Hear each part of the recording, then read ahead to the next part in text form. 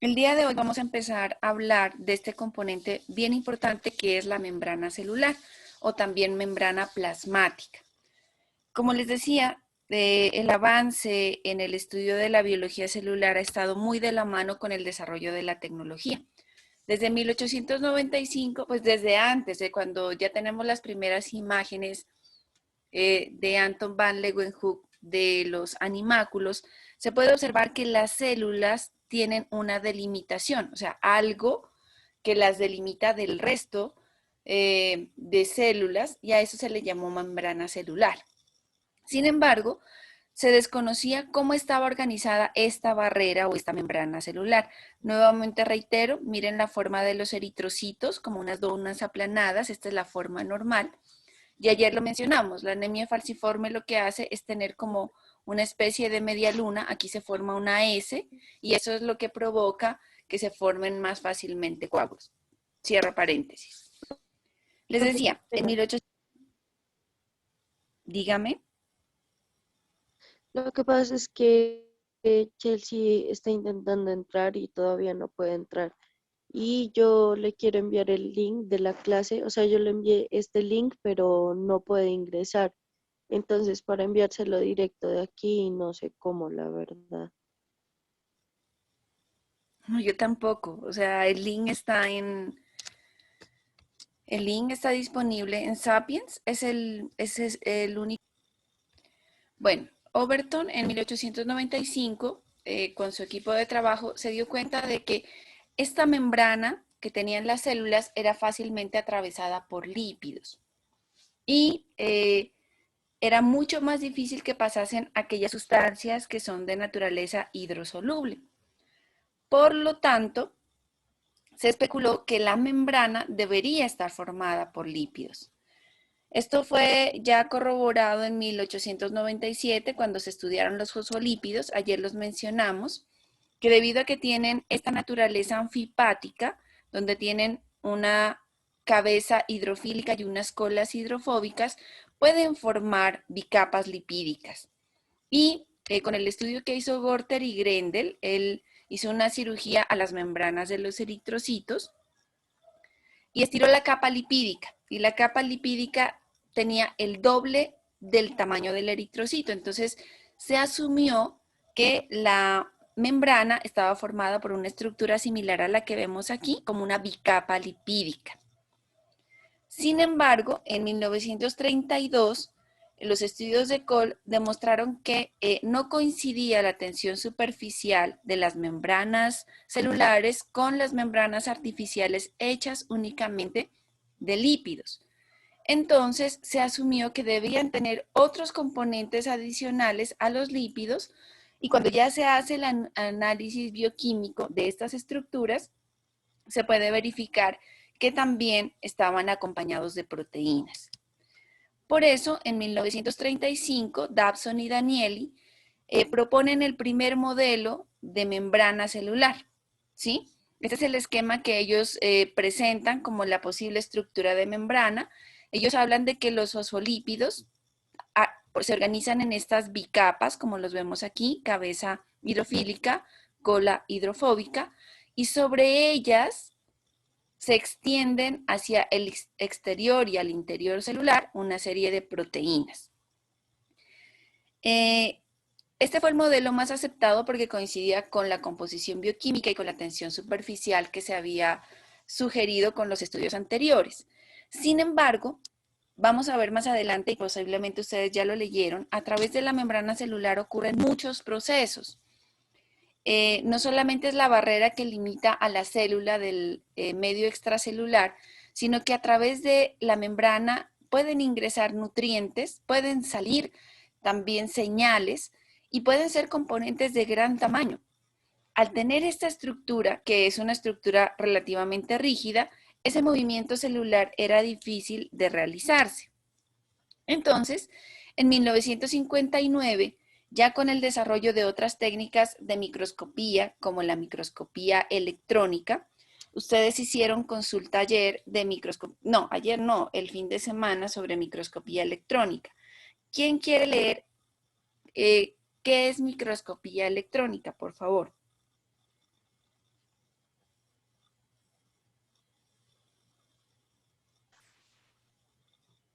¿Quién lo quiere compartir? La consulta que tenían pendiente, que debería haber estado lista desde el día de ayer.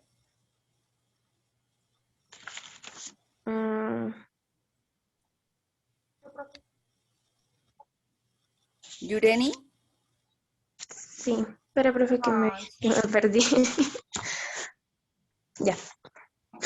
El microscopio electrónico usa electrones en lugar de fotones o luz visible para formar imágenes de objetos diminutos. Los microscopios, perdón, electrónicos permiten alcanzar amplificaciones mayores antes que los menores. Antes que los mejores microscopios ópticos, debido a que la longitud de la onda de los electrones es bastante menor que la de los fotones. El primer microscopio electrónico fue diseñado por Ernest Rutherford, no sé el nombre, y Mark Knox entre 1925 y 1932, quienes se basaron en los estudios de Louis Victor de Broglie acerca de las propiedades ondulatorias de los electrones.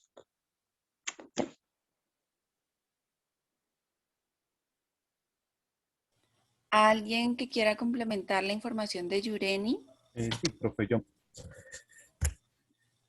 Dígame, Brian. Microscopio electrónico. Son similares a los microscopios ópticos, solo que la diferencia está en la fuente de luz, electrones, y en el tipo de lente, ya que los electrónicos emplean lentes electromagnéticos. Otra de las diferencias son la potencia que tienen en el momento del aumento. Como se había dicho, el microscopio de luz puede aumentar hasta 2000 veces, mientras que los electrónicos aumentan hasta 1.000.000 de veces. Eso tengo, profe. Gracias, Brian. Efectivamente, miren, cuando hablamos, pues los que ya tuvimos la oportunidad de desarrollar la práctica de laboratorio, se enfatizaba que para poder observar, y eso lo dijimos también la semana pasada, para poder observar las muestras en el microscopio óptico hay un haz de luz que atraviesa la muestra. Y eso genera una resolución y un aumento efectivo hasta de 1000 veces el tamaño de la muestra que se está observando. Sin embargo, cuando tenemos el microscopio electrónico, ¿qué ocurre? Quien va a generar la imagen es un haz de electrones. El haz de electrones choca contra la muestra. ¿Y qué ocurre? Acuérdense que los electrones tienen carga neta, ¿sí? Negativa. Y van a ser atraídos por aquellos sectores con carga neta positiva, donde se van a acumular. Donde se acumulan los electrones, generan unas sombras. Y donde no se acumulan y atraviesan la muestra, entonces se generan unos espacios en blanco. Esto permite una resolución mayor, un incremento mayor de la imagen. Entonces podemos ver en mayor detalle estructuras. Cuando se observa por microscopía electrónica, la imagen de las membranas celulares, se observa esto, mire. ¿Sí? Se observa cómo hay unas zonas más densas que están correspondiendo a las cabezas, ¿sí? De los fosfolípidos y unas zonas más claras que corresponderían a las colas. Y el tamaño, el diámetro que se observa de esta membrana es mucho menor al que habían propuesto en el modelo de Dabson y Danieli. Por eso, Robertson en 1959 propone un ajuste a ese modelo.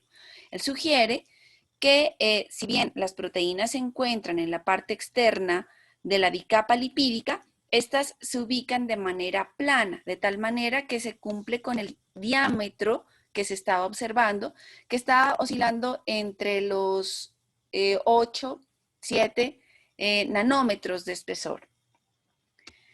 Y cuando se le pregunta, bueno, ¿y cómo se explicaría el transporte de sustancias de gran tamaño y sustancias que son polares? Entonces él dice, vale, sucede que en algunos sectores de la membrana existen poros polares, ¿sí? Donde estas cabecitas, estas proteínas van a formar unos canales a través de los cuales se da el transporte. El problema es que estos poros, como les digo, hay proteínas que atraviesan la membrana. Incluso hemos visto que hay bacterias que pueden atravesar la membrana o virus y son de gran tamaño. Y esto no se puede explicar por la presencia de estos poros. O los poros serían tan grandes que se perdería la integridad de la célula. Otro aporte de Robertson, él habla de la teoría de la unidad de membrana. Él dice que la composición que hay, o sea, la organización estructural de la membrana plasmática, se va a aplicar a todas las membranas internas de la célula, dígase a retículo endoplasmático, aparato de Golgi, membranas de mitocondrias. Esa parte se ha verificado que es cierta, la organización de la membrana es similar en todas las células, aunque con algunas diferencias en cuanto a la composición bioquímica. Él también habla de una asimetría de membrana. Él menciona que las proteínas se pueden ubicar de manera diferencial. O sea, hay algunas proteínas que se ubican preferentemente hacia la cara externa y otras hacia la cara interna. Entonces, por eso la membrana es asimétrica, principio que todavía se mantiene. Sin embargo, para poder explicar cómo ocurre realmente estos procesos de transporte, fue en 1972 cuando Singer y Nicholson hacen un estudio también con microscopía electrónica, pero también hacen un estudio de criofractura y de criograbado de la muestra de membrana. Entonces, no sé si en las consultas también estaba esta técnica de criofractura y criograbado y alguien quiera compartirla. Yo, Chelsea. profe. Chelsea levantó la mano antes. Gracias por levantar la mano. Escuchemos primero a Chelsea y luego a Andrés. Chelsea. Profe, buenos días. La técnica de criofractura es una técnica utilizada en el microscopio electrónico que consiste en la congelación de muestras biológicas con nitrógeno líquido seguido de un corte o fractura y el sombreado metálico o recubrimiento de carbono de la superficie de la muestra.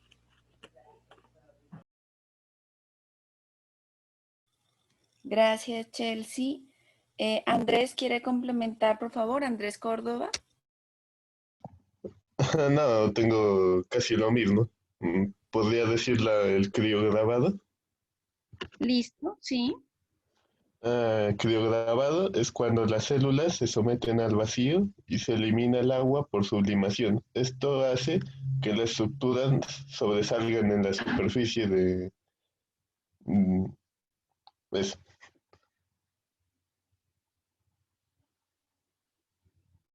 A ver, ustedes ya están en un nivel de formación profesional, entonces las consultas tienen que ser un poquito más detalladas, ¿no? Entonces, esta fue la primera, les recomiendo empezar para las siguientes. Lorena Muñoz levantó la mano. Sí, profe. Bueno, primeramente tengo que la microscopía electrónica de transmisión requiere una preparación especial de las muestras debido a que los electrones tienen poco poder de penetración. En la criofractura las células se congelan en un bloque de hielo que a continuación se rompe con una cuchilla. Y para más detalles se puede seguir con la técnica del criograbado, en el cual las células se someten perdón, a vacío y se elimina el agua por sublimación. Esto hace que las estructuras sobresalgan en la superficie. Después de llevar a cabo estas laboriosas técnicas, las preparaciones deben observarse al vacío para que el aire no interfiera en la transmisión del chorro de electrones. Eso.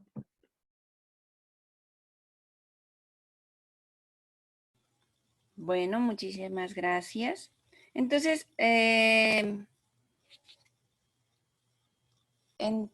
jóvenes, precisamente ya complementando la microscopía con esta técnica de criograbado y criofractura, lo que se hace es extraer primero la estructura que se va a observar, en este caso la membrana. Se congela y al congelarlo literalmente se hace un molde que en este caso se partió, ¿sí? Por eso se habla de una criofractura, a través de la parte central que correspondía con el sitio donde se encuentran las colas de los fosfolípidos. y genera un molde donde se ven, por decirlo así, valles y colinas, y con base en eso se reconstruyó esto, que es el modelo de mosaico fluido. Singer y Nicholson proponen este modelo, donde si bien prima la bicapa lipídica, las proteínas están incrustadas, ¿sí?, haciendo parte integral de esa bicapa lipídica. Por eso se habla de un mosaico. No es una estructura como la habían planteado previamente. Por un lado estaban los lípidos y por otro lado las proteínas. No, la membrana tiene una bicapa lipídica en el cual se van a incrustar proteínas.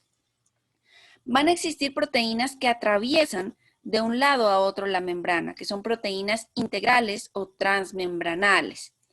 Van a existir también proteínas que se ubican preferentemente en uno de los extremos de la bicapa lipídica, que serían proteínas periféricas. También se ha observado que existen proteínas que están embebidas en la membrana que pueden asociarse a glúcidos, por eso se habla de glucoproteínas. Y normalmente todos estos glúcidos se observan en la cara externa de la membrana. También existen lípidos, ¿sí?, que tienen a su cabeza unidas a algunos arbolitos de glúcidos, de carbohidratos, por eso se llaman glucolípidos. Entonces, eso es lo que explica, o sea, esto explica claramente las dimensiones que se habían observado y además, ¿por qué se llama mosaico fluido? Porque resulta que esta bicapa lipídica de fosfolípidos es una estructura dinámica, no es algo estático. ¿Dinámico en qué sentido? Estos fosfolípidos pueden moverse lateralmente de un lado a otro, ¿sí? Y esto lo hacen aproximadamente 10 a las 7 veces por segundo. O sea, es un movimiento constante. O sea, la membrana no es algo rígido como una superficie de plástico que rodee nuestra célula. Es una estructura dinámica. Incluso, miren, pueden moverse de la cara externa a la cara interna y viceversa en un proceso que se llama flip-flop. Entonces, ¿qué ocurre? Eso hace que sea una estructura que está en constante movimiento, no es rígida. Va a tener zonas donde son un poco más fluidas, o sea, la membrana es más relajada. ¿Y de qué va a depender? Yo les había dicho, estas colas pueden estar formadas por ácidos grasos saturados o también ácidos grasos insaturados. Los ácidos grasos saturados son los que toda la cadena está formada por enlaces sencillos. Los insaturados tienen algunos enlaces dobles y eso hace que sean relativamente más fluidos, más líquidos, y eso le da mayor fluidez. Y hay zonas más viscosas, por decirlo así, zonas un poco más rígidas, donde las colas de los fosfolípidos están formadas únicamente por cadenas de ácidos grasos saturados. Entonces, tenemos un modelo donde hay un mosaico de componentes y donde además hay fluidez. Eso explica claramente todos los movimientos de transporte, incluso de internalización de sustancias que se dan con la participación de las membranas. Para complementar el modelo, en 1988, Simmons y Van Meyer proponen que o encuentran que hay sectores de la membrana donde son un poco más conservadas, más compactas y fluyen como si fueran unas balsas más rígidas debido a la presencia de colesterol. El colesterol es otro tipo de grasa, sabemos que es hidrofóbico, que por eso el colesterol aquí lo vemos, se ubica en la zona de las colas y hace que sean sectores más compactos, más rígidos y estas pueden tener un diámetro mayor. Si miran aquí, este es el diámetro convencional de la membrana, pero donde se forman estas balsas lipídicas, por la presencia de colesterol, se ven más gruesas. Esta es una microfotografía electrónica, miren. Esto que vemos en zonas como rojo oscuro es las zonas convencionales de la membrana, las normales, y las que vemos en rojo claro corresponden a las balsas lipídicas. Y como esto está en movimiento, es como si estas zonas que se ven en rojo claro se desplazasen sobre este mar de fosfolípidos. Importante, ¿qué tienen de importante estas balsas lipídicas? Que también van a tener proteínas especiales asociadas que les van a permitir formar estructuras como esto que vemos aquí, que son unas hendiduras llamadas como caveolas, que van a permitir procesos como la endocitosis. Como lo había mencionado ya Robertson, hay una distribución diferencial de los lípidos.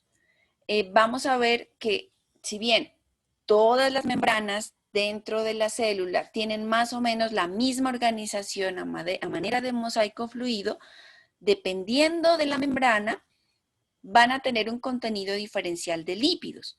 Por ejemplo, vemos que la cardiolipina, que la vemos en azul, no va a estar presente en la membrana plasmática, pero sí en membranas mitocondriales, en membranas lisosomales y en algunos componentes del retículo endoplasmático liso. Vemos, por ejemplo, que el colesterol es mucho más abundante en la membrana plasmática con respecto a las otras membranas. Y vemos una distribución diferencial, por ejemplo, de fosfatidilcolina. Entonces, si bien la composición estructural de mosaico es similar, los componentes bioquímicos que van a formar cada membrana son diferentes y van a estar asociados con la función que van a cumplir en cada uno de los sitios celulares. También vamos a ver que algunos de estos lípidos se van a ubicar de manera preferencial hacia la cara externa o hacia la cara interna. Entonces vemos, por ejemplo, que la esfingomielina y la fosfatidilcolina se ubican preferentemente hacia la cara interna, mientras que la fosfatidiletolamina, la fosfatidilcerina, el fosfatidilinositol y este grupo de los fosfatidilinositoles 4-fosfato, 4,5-bifosfato se ubican preferentemente hacia la cara externa. Hacia la cara interna. Y, corrijo, la fosfatidilcolina y la esfingomielina hacia la cara externa de la membrana. Lo que comprueba y lo que verifica que hay una asimetría de membrana. La membrana no es igual. ¿Qué ocurre?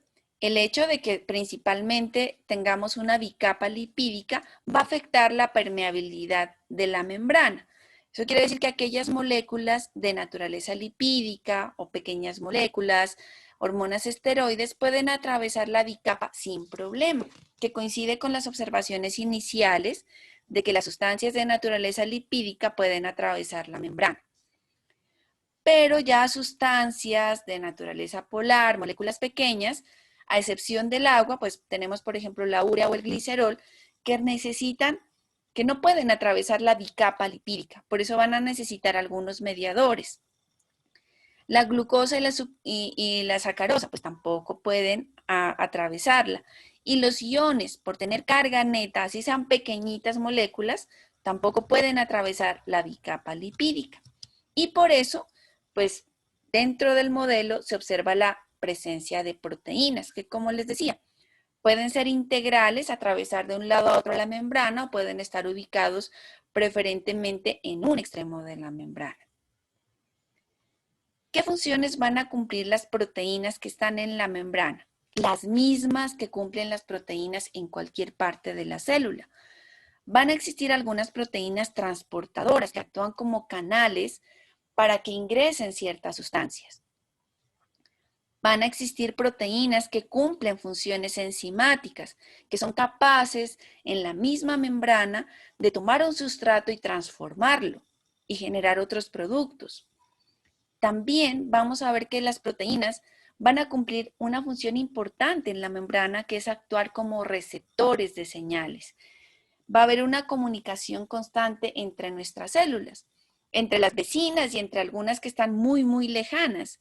Y esas señales que se envían, que son de naturaleza química, de diferente naturaleza química, van a ser captadas por proteínas que están en la membrana y que actúan como receptores de esas señales.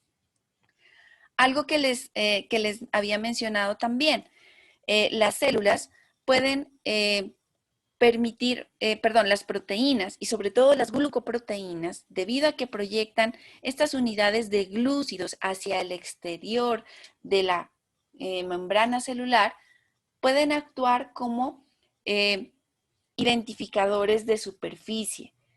yo les decía ayer, se hacen macerados de células hepáticas y células renales, se mezclan, pero luego si se ponen en un medio de cultivo, las células hepáticas se unen con las hepáticas y las renales con las renales, gracias a que se pueden identificar. Y un mecanismo de identificación que lo dejamos pendiente para la consulta para la próxima semana es precisamente el hecho de que presenten estos arbolitos de glúcidos tanto proteínas como lípidos en la membrana. Y se puede evidenciar en los tipos de sangre A, B y O que tenemos en la especie humana. También pueden tener funciones mecánicas que permiten adherir una célula con la otra y dar estabilidad a los tejidos, o que además permiten estabilizar el contenido celular uniéndose al citoesqueleto. Entonces, vemos que las proteínas cumplen diferentes funciones dentro de la célula. ¿Alguna inquietud hasta allí en relación con el modelo de membrana?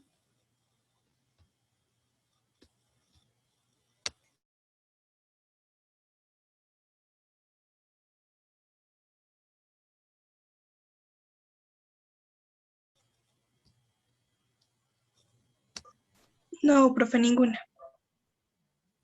Bueno, entonces, importante que repasen esto del modelo de mosaico fluido.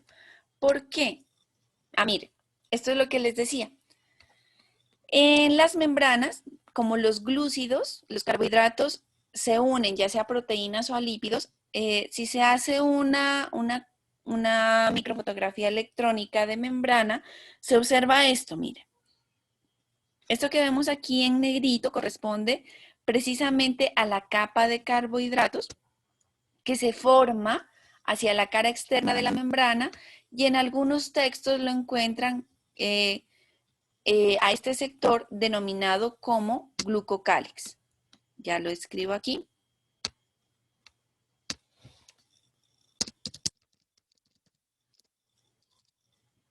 Lo encuentran así o como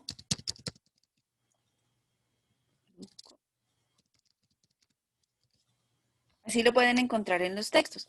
Y este sector es bien importante porque está relacionado con la identidad celular, ¿sí?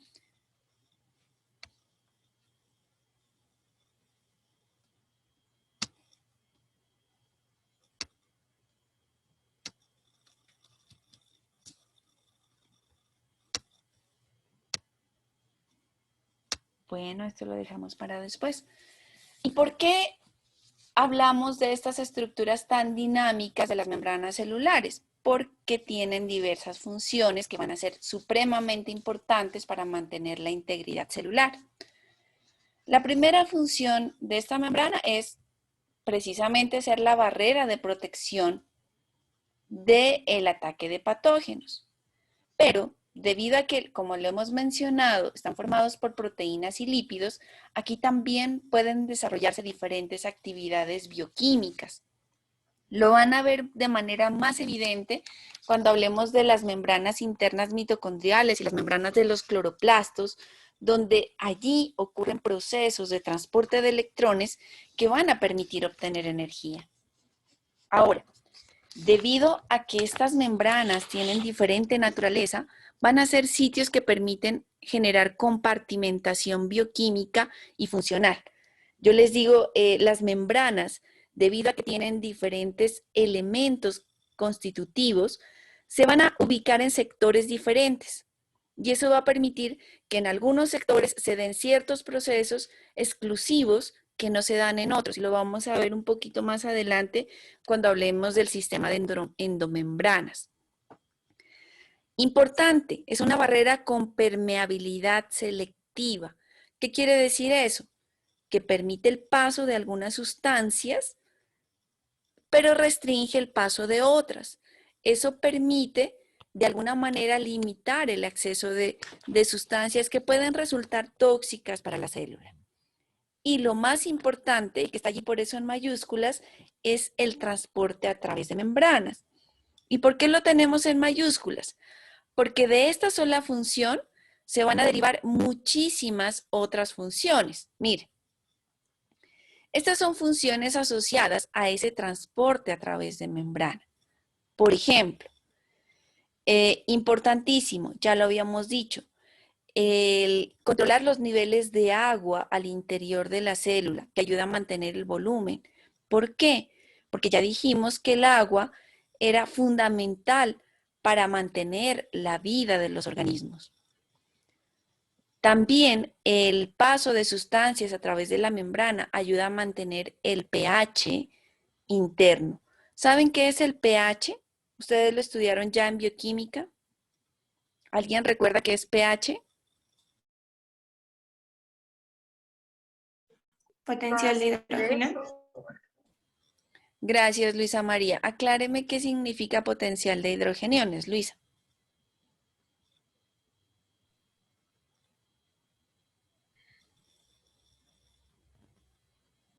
Profe, qué pena, es la escala donde se mide la alcanicidad y la basicidad de una sustancia.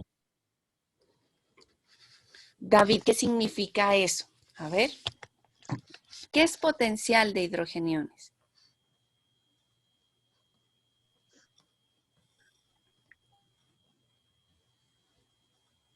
Profe, David, qué pena, pensé que pensé que tenía el micrófono encendido y estaba hablando con el micrófono apagado.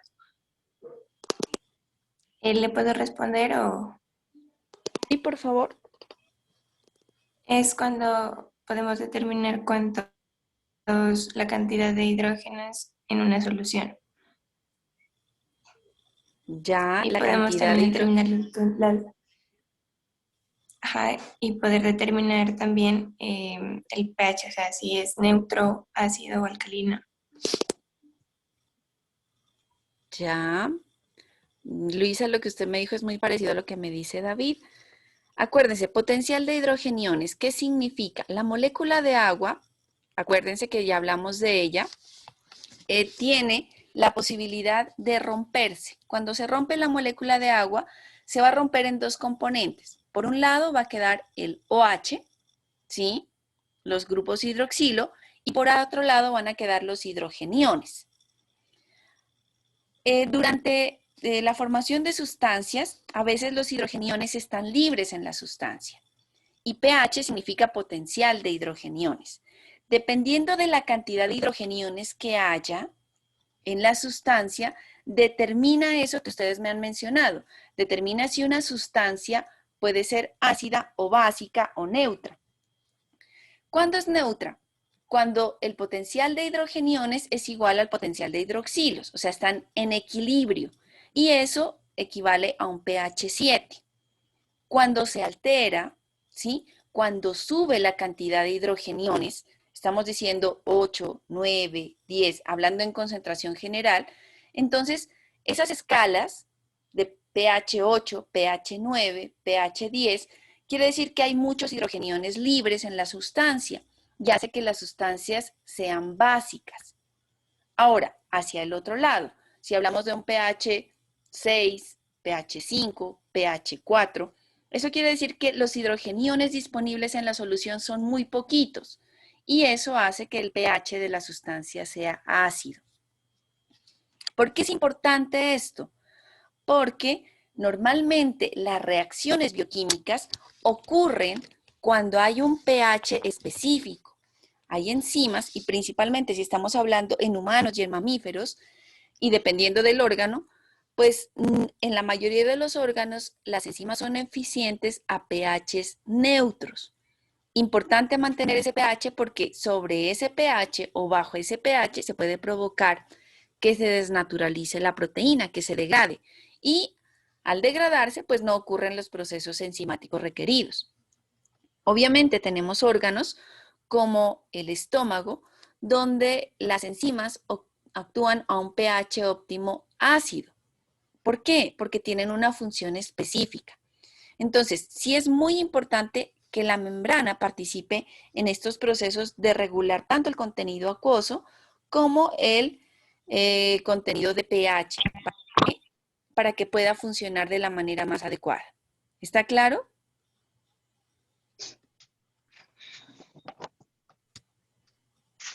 Angie quiere decir algo. Angie Mili Cabrera.